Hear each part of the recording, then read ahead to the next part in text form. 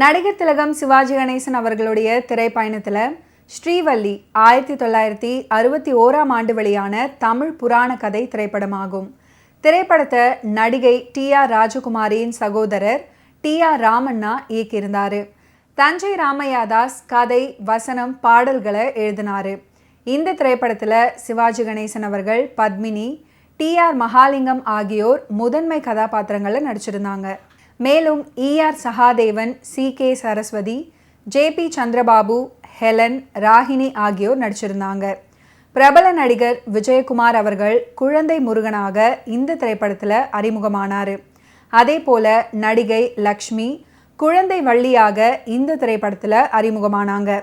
இந்த திரைப்படம் 1962 ஸ்ரீவள்ளி கல்யாணம் அப்படின்ற பெயரில் தெலுங்கில் மொழிமாற்றம் செய்யப்பட்டு வெளியிடப்பட்டது. இந்த திரைப்படம் 1945 இதே தலைப்பில் வெளியான திரைப்படத்தின் மறு உருவாக்கமாகும். கேவா வண்ணத்தில் இந்த திரைப்படம் எடுக்கப்பட்டிருந்தது. ஒரு வேடுவ பெண்ணான வள்ளியை முருக கடவுள் காதலித்து மனம் செய்து கொண்டதாக ஒரு ஐதீகம் உண்டு. நாட்டுப்புற பாரம்பரிய கதையாக வழங்கி வந்த கதையை மேடை நாடகமாக்கினார்கள். அதுக்கப்புறம் 1921 வள்ளி திருமணம் அப்படின்ற பெயரில் மௌன படமாக வெளியிட்டார்கள். அதுக்கப்புறம் 1930 ஸ்ரீ சுப்பிரமணியம் அப்படின்ற பெயரில் இன்னொரு மௌன படம் வெளியானது. என்.டி. சர்போதர் அதே ஆண்டில் ஆரியன் ஃபிலிம் கம்பெனி அப்படின்ற நிறுவனத்துக்காக இதே திரைப்படத்தை சுப்பிரமணியம் அப்படின்ற பெயரில் தயாரித்து வெளியிட்டார். வள்ளி கல்யாணம் அப்படின்ற பெயரில் இதே ஆண்டு இன்னொரு திரைப்படமும் வெளியானது. அதில் சுந்தர் ராவ் நட்கர்னி முதன்மை கதாபாத்திரத்தில் நடிச்சிருந்தார். இந்த கதையின் முதலாவது பேசும் படத்தை 1933 சாமி கண்ணு வின்சென்ட் என்பவர் தயாரித்து வெளியிட்டார். வள்ளி திருமணம் அப்படின்ற இந்த திரைப்படம் பி.வி. ராவ் இயக்கத்தில் கல்கத்தாவில் படமாக்கப்பட்டது. டி.பி. ராஜலட்சுமி வள்ளியாக நடித்த இந்த திரைப்படம் வசூலில் வெற்றியும் பெற்றது. முருகன் வள்ளி காதல் கதையை ஸ்ரீவள்ளி அப்படின்ற பெயரில் 1945 ஏ.வி. மெய்யப்ப செட்டியார் திரைப்படமாக எடுத்தார். அவரது நந்தகுமார் படத்தில் அறிமுகமான டி.ஆர். மகாலிங்கத்தை முருகன் வேடத்தில் நடிக்க வச்சார். நந்தகுமார் ஒரு தோல்வி திரைப்படம். ஆனாலும் நந்தகுமாரில் நடித்த டி.ஆர். மகாலிங்கத்தின் நடிப்பும் பாடும் திறனும் ரசிகர்களை கவர்ந்திருந்தது. குறிப்பாக செட்டியார் டி.ஆர். மகாலிங்கத்தின் குரல் வளத்தை நாடகத்தில் பார்த்து வியந்தே நந்தகுமாருக்கு வாய்ப்பை வழங்கியிருந்தார். இந்த சம்பவம் நடந்தது 1937. சுமார் 8 வருடங்களுக்கு அப்புறம் அதே ஏ.வி. மெய்யப்ப செட்டியார் டி.ஆர். மகாலிங்கத்தை நாயகனாக்கி ஸ்ரீவள்ளி படத்தை எடுத்தார். அவரும் ஏ.டி. கிருஷ்ணசாமியும் இணைந்து படத்தை இயக்குனாங்க. பிரகதி ஸ்டுடியோஸ் பெயரில் தயாரான ஸ்ரீவள்ளி மாபெரும் வெற்றியை பெற்றது. குறிப்பாக மதுரை சென்ட்ரல் திரையரங்கில் 1 வருடத்தை கடந்து ஓடி சாதனையும் படைத்தது. இந்த படம் தான் டி.ஆர். மகாலிங்கத்தை தமிழ் சினிமாவின் 3வது சூப்பர் ஸ்டாராக ஆக்கியது. 1956 சிவாஜி கணேசனின் அமரதீபம் வெளியானது. ஹாலிவுட் படமான ரேண்டம் ஹார்வெஸ்டை அடிப்படையாக வைத்து ஸ்ரீதர் கதை, வசனம் எழுதிய படம் அமரதீபம். பிரகாஷ் ராவ் இயக்கம். படம் 100 நாட்களை கடந்து ஓடி வெற்றி பெற்றது. சென்னையில் முதல்ல 100 அரங்கு நிறைந்த காட்சிகளை சாத்தியப்படுத்திய முதல் திரைப்படம். அத்துடன் சிவாஜி அவர்களின் சிவாஜி ஃபிலிம்ஸ் விநியோகித்த முதல் படமும் கூட.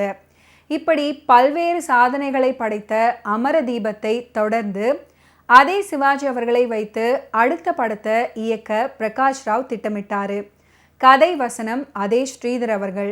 அமரதீபத்துக்கு அப்படியே நேரெதிராக ஒரு புராண படத்தை எடுக்க தீர்மானிச்சாங்க. தமிழர் கடவுளாக சொல்லப்படும் முருகனின் கதை அதற்கு சரியாக இருக்கும் அப்படின்னு 1945 வெளிவந்த ஸ்ரீவள்ளி கதையை சில மாறுதல்களுடன் எடுக்க தீர்மானித்து சிவாஜி அவர்களை அணுகினாங்க. ஆனால் அவர் அதே ஸ்ரீவள்ளி கதையில் நடிக்க வேறொருவரிடம் முன்பணம் வாங்கியதாக சிவாஜி அவர்கள் சொல்ல அந்த திட்டம் கைவிடப்பட்டது. அதுக்கப்புறம் 1961 சிவாஜி அவர்களுடைய நடிப்பில் ஸ்ரீவள்ளி திரைப்படம் வெளியானது. 1961 ஸ்ரீவள்ளி படத்தை ரீமேக் செய்ய திட்டமிட்டாங்க.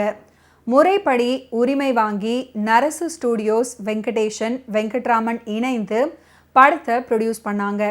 இதில் சிவாஜி அவர்கள் முருகனாகவும் பத்மினி அவர்கள் வள்ளியாகவும் நடிச்சிருந்தாங்க. சின்ன வயது முருகன் வள்ளியாக விஜயகுமாரும் லக்ஷ்மியும் நடிச்சிருந்தாங்க. இருவருக்கும் அதுதான் அறிமுக படம். நாரதராக 1945 ஸ்ரீவள்ளியில் முருகனாக நடித்த TR மகாலிங்கம் நடிச்சிருந்தார்.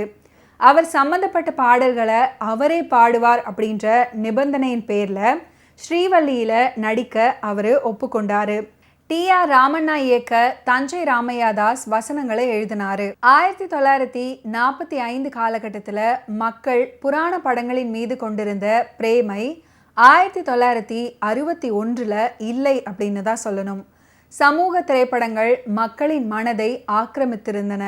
அதனால ஸ்ரீவள்ளி ரசிகர்களின் ஆதரவை பெறவில்லை. சுமார் 70 தினங்கள் படம் தியேட்டர்ல ஓடியது. இலங்கையில் ஒரே ஒரு திரையரங்குகளில் மட்டும் 100 நாட்கள் ஓடியதாக விமர்சகர்கள் குறிப்பிட்டிருந்தாங்க. ஆனாலும் 1945 ஸ்ரீவள்ளியின் வெற்றியை 1961 ஸ்ரீவள்ளியால் எட்ட முடியவில்லை அப்படின்றது நிதர்சனம். 1945 வெளியான ஸ்ரீவள்ளி படத்தில் பாடல்கள் ப்ளஸ் பாயிண்டாக அமைந்தன அப்படின்னா 1961 வெளியான ஸ்ரீவள்ளியில் மொத்தம் 20 பாடல்கள் இடம்பெற்றது. அதன் மிகப்பெரிய மைனஸாக அமைந்தது.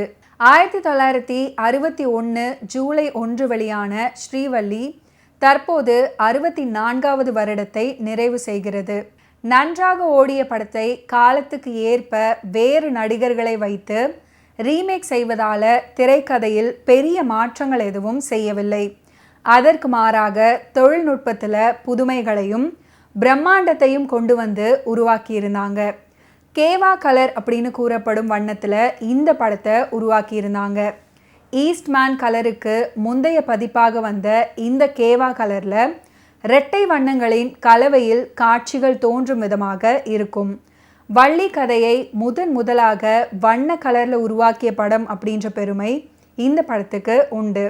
ஓகே வியூவர்ஸ், இன்னைக்கு நிகழ்ச்சியில் நடிகர் திலகம் சிவாஜி கணேசன் அவர்களுடைய ஃபிலிம் கெரியரில் நடந்த பல இன்ட்ரெஸ்டிங்கான விஷயங்களை நீங்கள் பார்த்து தெரிஞ்சிருப்பீங்க.